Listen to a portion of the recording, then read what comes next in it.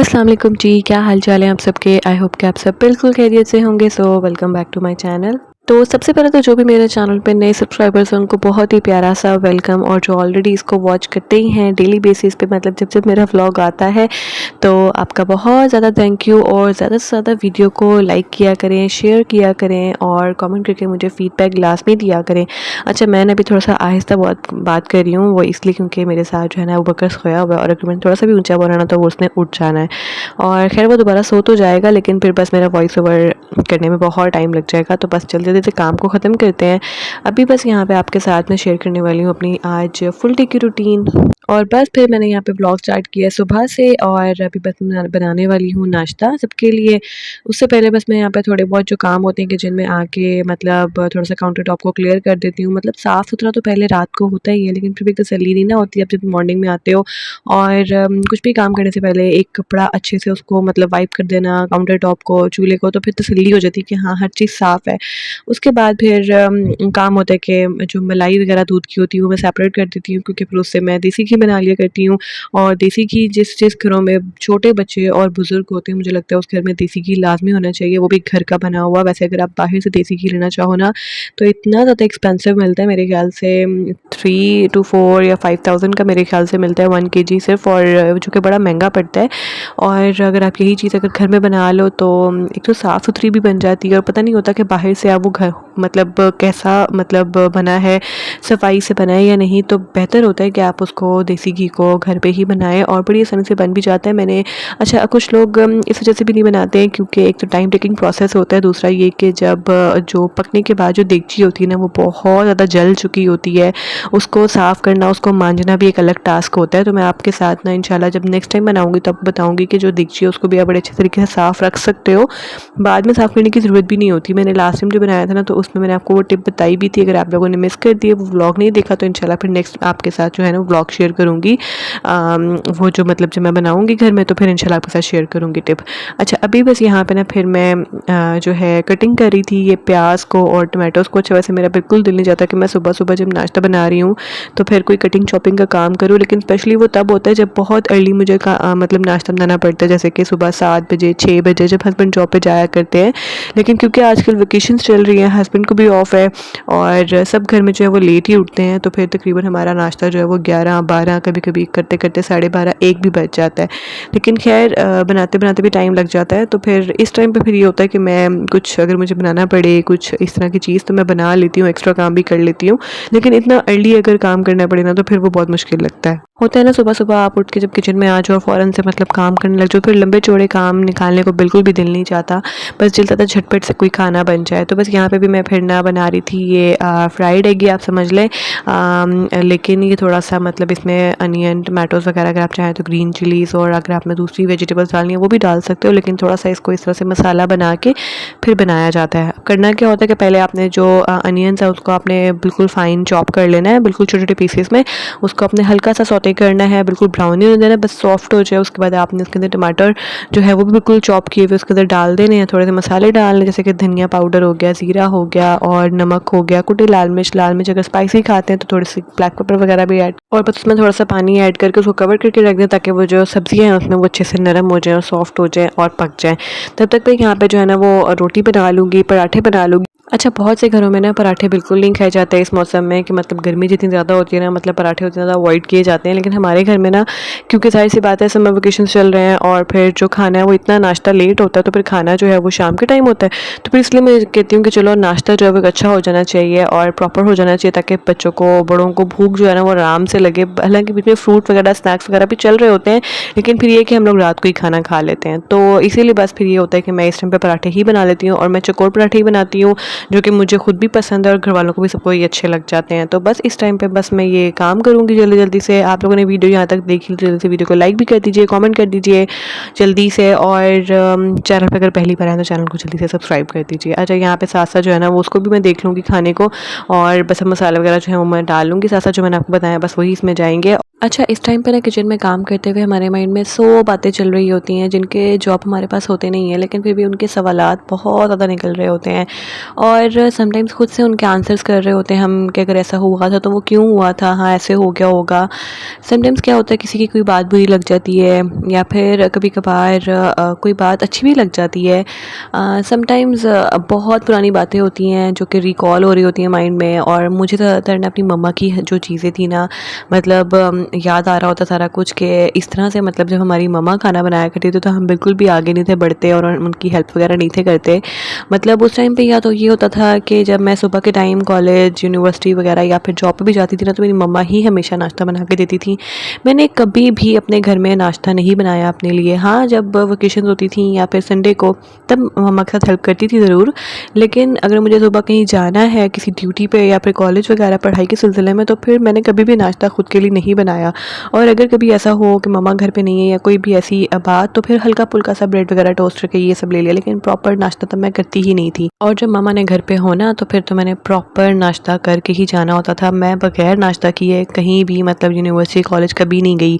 मैं हमेशा नाश्ता करके ही जाती थी। लेकिन मैं वही बात कर रही हूँ ना कि याद वो सब टाइम आता है कि हमारी माएँ भी इस तरह से मतलब खड़ी रहती थीं और घंटों घंटों किचन में खाने पका रही हैं, दावतों का एहतमाम हो रहा है, और हमें मतलब उस टाइम पे कुछ फ़ील नहीं था होता कि मतलब वो काम कर रही हैं तो कुछ जाके उनका हाथ ही बटा दिया जाए। या फिर अगर एक टाइम पे आके ये काम किया भी है, लेकिन फिर भी उन्होंने ज़्यादा, ज़ाहिर सी बात है, काम किया, उन्होंने हमेशा अकेले ही किया है, तो वो चीज़ हम कंपेयर कर भी नहीं सकते हैं। तो वो इस टाइम पे ना हमें अब एहसास होता है जब हम खुद उस स्टेज पे खड़े होते हैं ना, और खुद अब सबके लिए खानों का एहतमाम कर रहे होते हैं और नाश्ता बना रहे होते हैं, खाने बना रहे होते हैं, हांडी बना रहे होते हैं, तो फिर जाके ना उस टाइम को याद करते हैं कि मतलब ये चीज़ जो है ना, इस टाइम जो मतलब हम लोगों ने रिलैक्स होकर गुजारी भी हमारे सामने, तो मतलब बस पेश कर दिया जाता था। तो अब जो हम पेश करते हैं सबके सामने, तो बस मैं ना एक बात कहूँगी, जितनी भी मतलब लड़कियाँ मुझे देख रही हैं ना इस वक्त या मुझे सुन रही हैं, तो ना आप लोग अपनी माँओं की बहुत ज़्यादा हेल्प किया करें। मतलब अगर आपकी शादी नहीं हुई हुई तो फिर ज़ाहिर सी बात है आप अपनी माँओं की हेल्प कर भी सकते हैं। अल्लाह ताला हर किसी की माँ को लंबी से लंबी सेहत वाली ज़िंदगी अता फ़रमाए। आप लोगों को पता है कि जब हमें हमें ये चीज़ का अंदाज़ा हो ही नहीं सकता, हमारे लिए बड़ी मामूली सी बात लगती है उस टाइम पे कि क्या है, खाने तो पका रही हैं, लेकिन जब वो हम पे खुद आता है ना ये टाइम, तो फिर एहसास होता है कि यार सबके लिए खाना बनाना और खड़े होके एक टाइम लगाना, मेहनत करना, गर्मी हो सर्दी हो, जैसा मर्ज़ी मौसम हो, चाहे जैसा मर्ज़ी तबीयत हो, लेकिन खड़े होके भी आपने काम करना ही करना है। और तो फिर चीज़ का ना बड़ा एहसास होता है। तो उस टाइम को जो आप बाद में याद करोगे कि काश यार मम्मा के लिए भी कुछ थोड़ा बहुत पका के उनको भी खिलाया होता, जो हम सबके लिए बना रहे हैं, सबको खिला रहे हैं। तो आप लोग ना मम्मा को अपनी कुछ ना स्पेशल फ़ील करवाया करो, या फिर या तो उनका हाथ बटा दिया करो, उनके साथ क्वालिटी टाइम स्पेंड कर दिया करो। तो मैं अब जब भी जाती हूँ ना मायके, तो मेरी कोशिश होती है कि मम्मा के साथ जाके किचन में ज़रूर खड़ी हूँ। और वो खैर अलग बात है कि जब मैं मतलब अपनी शादी से पहले की बात है कि मेरे पास जो जो ड्यूटीज़ थी, मेरी ज़िम्मेदारी थी, वो मैं करती थी, लेकिन फिर भी मैंने उतना काम नहीं किया जितना कि करना चाहिए।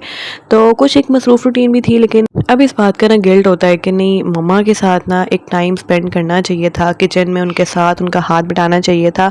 और ख़ैर हमारी माएँ ना कुछ ऐसी भी होती हैं ना कि मतलब जो कहती नहीं है बच्चों को, बच्चियों को, कि मतलब आके उनकी हेल्प करवाई जाए। वो खुद ही बस लगी रहती हैं किचन में, और ना वो फ़ील करवाती हैं ना किसी को फ़ील होता है।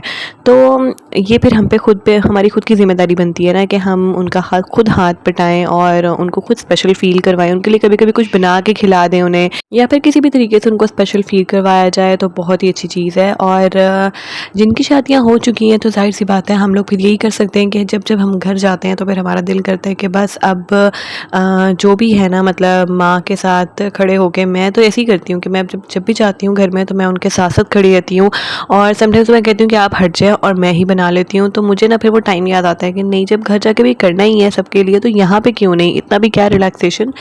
तो घर जाके वैसे ही बंदा वैसे ही रिलैक्स हो जाता है, और आपके साथ कोई ना कोई खड़ा होने को तैयार तो होता ही है, बहन भी होती है, माँ भी होती है, तो काम तो हो ही जाते हैं, लेकिन फिर भी उनको स्पेशल फ़ील करवाना जो होता है ना, वही सारी चीज़ होती है। और अगर वो स्पेशल फ़ील करेंगी ना, यकीन करें उनके दिल से जो दुआएं वैसे ही निकल रही होती हैं, अगर आप उनको नहीं भी फ़ील करवाते, लेकिन उनकी दुआएं जो होती हैं ना, मेरे ख़्याल से आप अभी किसी मुकाम पे भी अगर हो ना, तो सिर्फ उनकी दुआओं से ही होते हो। तो खैर बस यहाँ पे जी, बस जो दिन के बाकी सारे काम थे वो भी चल रहे थे, और बच्चों के साथ बस फिर आपको पता है कि टाइम का पता ही नहीं चलता। बस मैंने बच्चों को फ्रूट वगैरह कट करके दिया था और बस उस्मान ने वो मैंगो वगैरह खाया। उसके बाद मैंने अपने कपड़े प्रेस करने थे आज, क्योंकि क्या होता है कि मुझे अपने कपड़े जो है ना अब प्रेस रखने की थोड़ी आदत हो गई हुई है। पहले तो मैं नहीं थी ऐसा करती, लेकिन अब मैं जो हूँ ना मतलब 3 से 4, 4 से 5 सूट अपने अक्सर प्रेस करके रखती हूँ। फिर मुझे बड़ी आसानी हो जाती है कहीं पे अगर जाना पड़ जाए, या फिर घर में फ़ौरी तौर पे बच्चों के साथ स्पेशली बड़ा मुश्किल होता है, वरना एक एक सूट लेके आप इस्त्री करने बैठ जाओ। अच्छा खैर, उसके बाद ना यहाँ पे मैं आपके साथ शेयर करने वाली हूँ अपनी हेयर केयर रूटीन, जो कि स्पेशली समर्स की है। यहाँ पे मैं आपके साथ शेयर करूँगी हलाल विदा का ऑयल।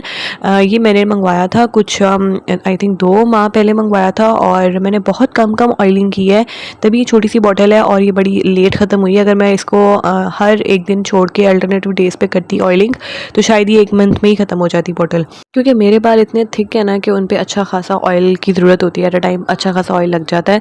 तो मैंने ये ऑयल को ख़त्म करने में आप समझ लें मैंने बहुत कम लगाया, तो इसलिए मुझे 2 मंथ्स लग गए हैं।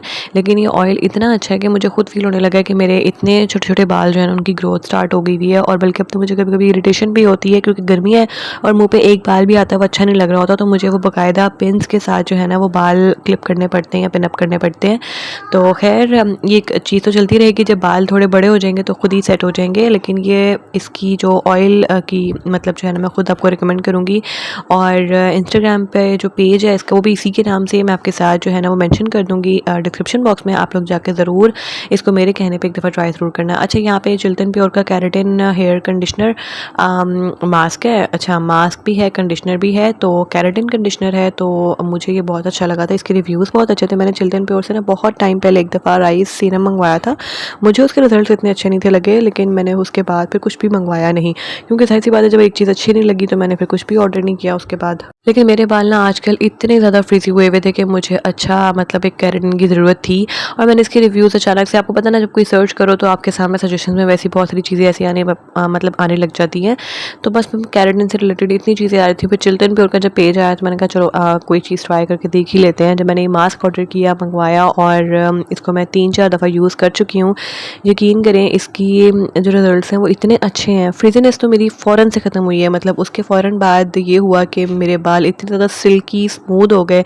अच्छा, जो लोग समझते हैं ना कि केराटिन करने के बाद आपके बाल जो हैं वो फ़ौरन से स्ट्रेट हो जाएंगे, तो ये चीज़ ऐसा नहीं होती है। ये केराटिन जो होता है वो एक्चुअली में आपके बालों में जो प्रोटीन ख़त्म हो चुका होता है उसकी डेफिशिएंसी को वो पूरा करता है, और आपके बाल जो इतने ड्राई हो रहे होंगे, रफ़ हो रहे होंगे ना, वो जितने फ्रिज़ी होंगे उनको वो बिल्कुल मतलब उनका जो मॉइस्चर होगा वो उनके अंदर लॉक कर देता है, और आपके बाल बहुत सिल्की स्मूथ हो जाते हैं। मुझे इनके रिज़ल्ट्स बहुत अच्छे लगे थे।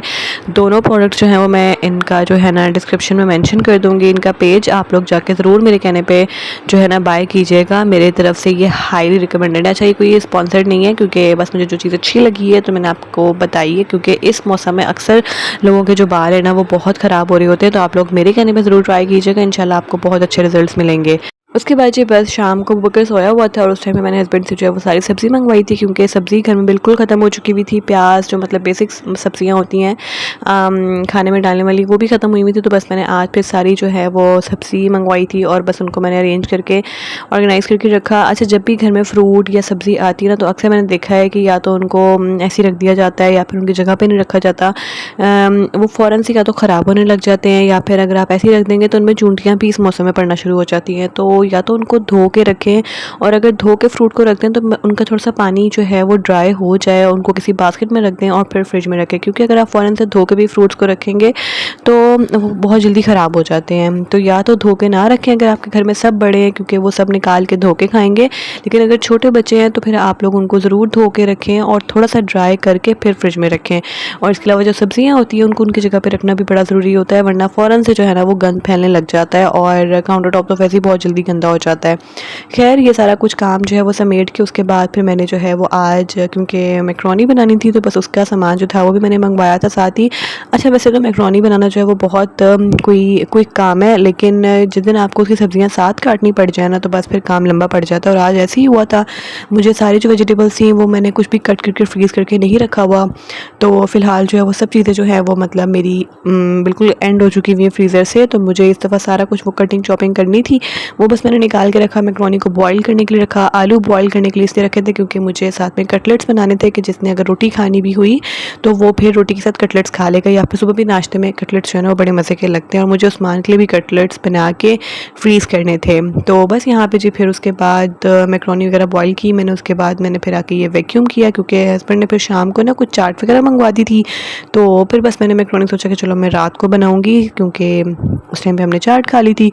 तो अभी यहाँ पे ना मैं कर रही थी वैक्यूम, और वैक्यूम ना मैं घर में डेली बिल्कुल भी नहीं करती हूँ, या तो वीकली करती हूँ या फिर कोई 7-8 डेज़ के बाद। उसकी वजह ये होती है क्योंकि डेली बेसिस पे ये होता है कि हम लोग हेल्पर से तो सफाई करवा रहे होते हैं, लेकिन ज़ाहिर सी बात है जिस घरों में हेल्पर काम करती होंगी ना उनको इस चीज़ का अंदाज़ा होगा कि आप जितना मर्ज़ी उनसे डीप क्लीनिंग करवा लें या फिर जिस तरह की मर्ज़ी सफाई करवा लें, लेकिन फिर भी ना उनके हाथ की जो सफाई होती है वो किसी को भी पसंद नहीं आती है।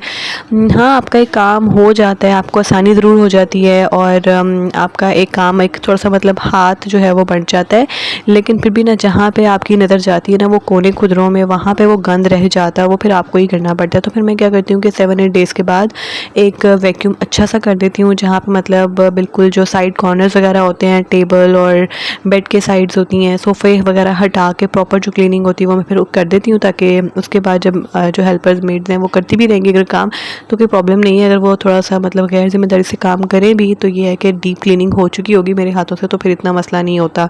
तो आपको पता है जिस घर में वैसे भी छोटे-छोटे बच्चे हों ना, स्पेशली जैसे अबू बकर है, तो अबू बकर को वैसे भी आदत है, वो कोई भी उसको कोई चीज़ छोटी-सी नज़र आ जाती है तो वो फ़ौरन से उठा के मुँह में डाल लेता है, क्योंकि उसको भी आइडिया ही नहीं है कि क्या चीज़ मुँह में डालनी है और क्या चीज़ नहीं डालनी है। तो फिर इस तरह से ना ऐसे घरों में वैक्यूम वगैरह की ज़रूरत पड़ी होती है जहाँ पे कारपेटिंग हो, तो छोटे-छोटे ज़र्रे होते हैं जो कि हमें नज़र नहीं आते लेकिन बच्चों को नज़र आ जाते हैं। तो वैक्यूम हो जाए ना तो फिर ये है कि बिल्कुल क्लीन हो जाता है, और ये है कि फिर बच्चे भी ऐसी चीज़ें मुँह में नहीं डालते।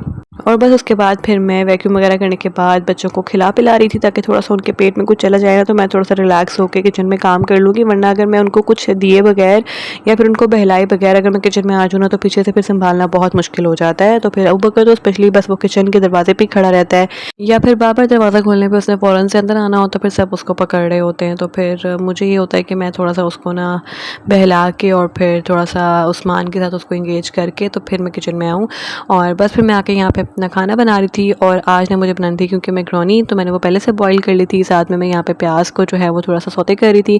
अच्छा, मैं जब भी पास्ता मैक्रोनी वगैरह बनाती हूँ तो मैं प्याज को ही जो है ना थोड़ा सा फ्राई करती हूँ। कुछ लोग लहसुन को भी फ्राई करके फिर बनाते हैं, लेकिन मैं सिर्फ प्याज को बनाती हूँ, और मतलब प्याज को फ्राई करके बनाती हूँ। उसके बाद जितना भी चिकन था वो मैंने ले लिया था, समझ लें जो नॉर्मल घर में होल चिकन आता है ना, तो उसमें से मैंने जो थोड़ा सा उसका जो बोनलेस पीसीस थे वो मैंने सेपरेट कर लिए थे, और उनको बस मैंने बारीक बारीक कट करके इनको पहले मैं फ्राई कर लूँगी अच्छे से, और फ्राई करने के साथ साथ इतना पकाऊंगी कि ये बिल्कुल अच्छे से गल जाए चिकन। इसके अंदर मैं थोड़ा सा डाल दूँगी काली मिर्च पाउडर, थोड़ा सा नमक और थोड़ा सा लहसुन अदरक का पेस्ट इस टाइम पे डालूंगी, क्योंकि चिकन है तो थोड़ा सा उसकी स्मेल वगैरह ख़त्म हो जाती है उससे, लेकिन बहुत ज़्यादा नहीं ऐड करूँगी ताकि मैक्रोनी में उसका एक अलग से फ्लेवर ना आ जाए।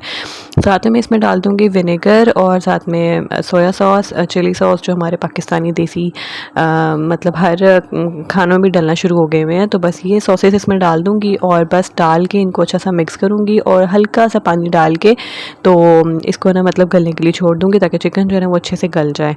अच्छा, बाकी जो सब्जियाँ थी मैं वो साथ साथ कट कर रही थी, जैसे कि बंद गोभी और गाजर मैंने कट कर ली थी, लेकिन शिमला मिर्च भी मैंने कट करने वाली थी, और मैंने ना गाजर चिकन के साथ ऐड कर दी थी सौते करते हुए, क्योंकि गाजर जो होती है ना ये ऑरेंज वाली, ये ना थोड़ा सा टाइम लेती है गलने में। तो मैंने इसको छोटे छोटे क्यूब्स किए थे हालांकि, लेकिन फिर भी मैंने इसके चिकन के साथ डाल दिए थे। बस जैसे ये थोड़ा सा इसको 3-4 मिनट लगेंगे, पानी भी बिल्कुल ड्राई हो चुका होगा और चिकन और जो गाजर वो बिल्कुल गल चुके थे, तो बस मैंने इसके अंदर डाल दी थी बंद गोभी।